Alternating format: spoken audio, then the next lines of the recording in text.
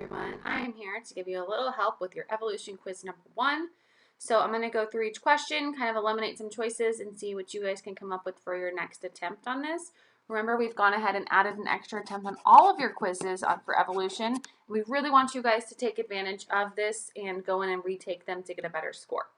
So the first question on evolution quiz number 1 is about ordering the images from least developed to most developed. So again, these are embryological stages. So if you're not sure of that, you can always go to Google and type in embryological development, look at some examples.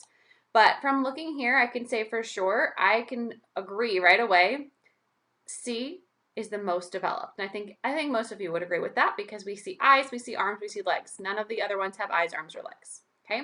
So C is the most developed. So if we do that, you can eliminate option A and option C, or these two options right here, and now we're just left with A, B, D, C, or B, A, D, C. So now we have to look at the first two, A or B, or is it B or A? If you're looking here, I see in option A, I see a lot of different cells already developed here.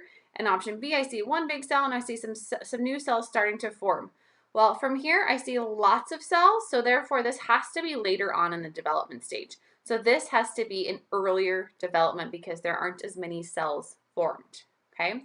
Because remember, whenever we have a fertilized egg, then from there, the cells start reproducing and reproducing and reproducing.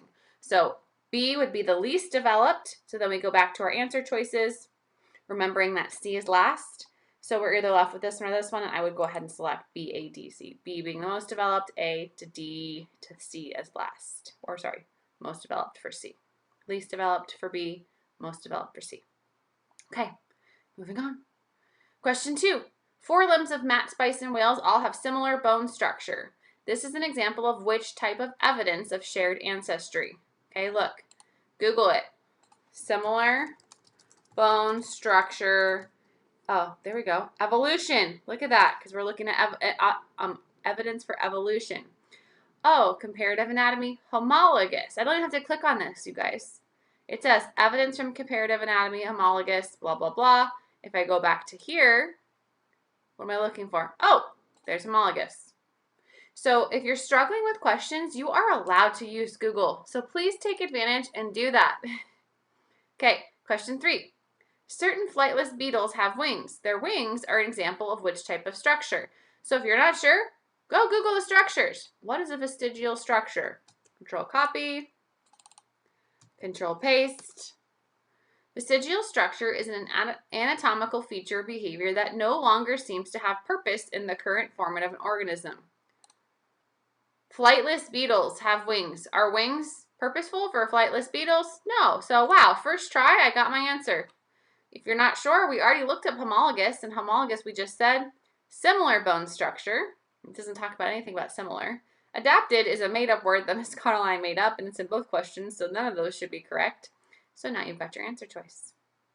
Moving on to question 4. Amino acid sequences is looking at the comparative DNA. So when we compare DNA, the more similarities that organisms have, the more related those organisms are. So when we're looking at their DNA, their amino acid breakdown, okay, we're looking at the DNA comparison, we're going to see the similarities in organisms. So this question right here is talking about amino acid differences between organism A and 3 other organisms, B, C, and D.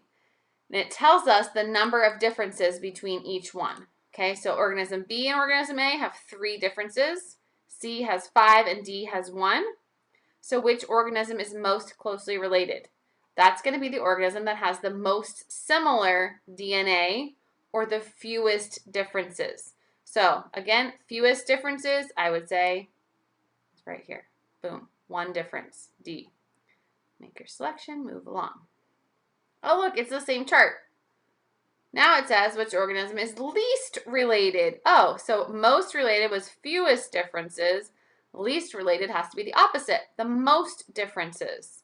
So we said most has the highest number of differences, so that would be 5 differences. Organism C. Moving along. Question 6, last question, and we're only a couple minutes into this, so pretty good start here. Which of the following is not a piece of evidence used to support the theory of evolution? Which one of these is not evidence? Well, we talked about the biochemistry. That's the amino acid differences. We just gave evidence for embryology. We just looked at the embryos. Okay. Water erosion on rocks or the fossil record. The fossil record is going to show us evidence over time. So I think that's definitely a piece, and that's what we looked at. Water erosion is very temporary. So this is not going to be evidence used to support the theory of evolution. A fossil record would be your best. Once you have your answers, submit your quiz. Hopefully you get your 100%. If you didn't, I'm not sure where you were at with this